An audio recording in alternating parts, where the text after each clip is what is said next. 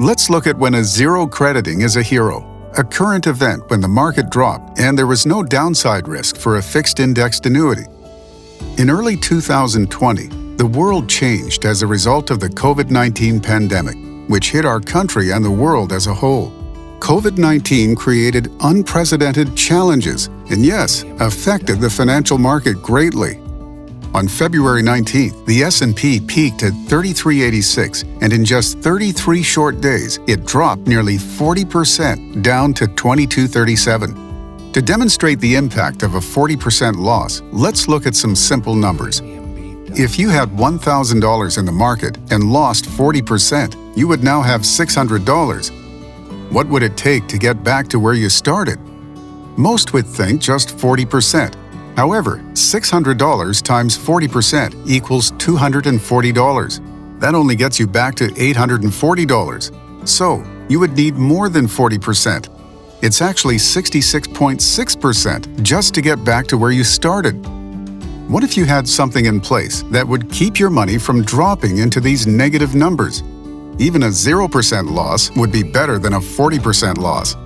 In such a case, zero really would be your hero, the equivalent of the 66.6% necessary to get back to where you started. For many, COVID-19 represented unprecedented times, but for the stock market, that was not the case.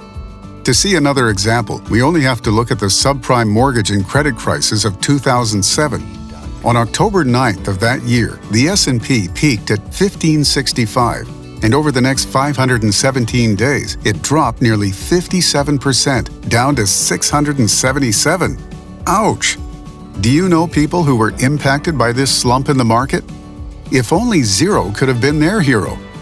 And another recent example that most remember living through happened at the turn of the century with the dot-com bubble to the dot-bomb burst. This time, March 24, 2000 represented the S&P's peak of 1527, only to be followed by a 929-day drop of 49%, landing at 777. In this case, 777s was not so lucky for those riding the market. Do you think you could have ridden that roller coaster for nearly 3 years? Or would you have been wishing you had zero as your hero?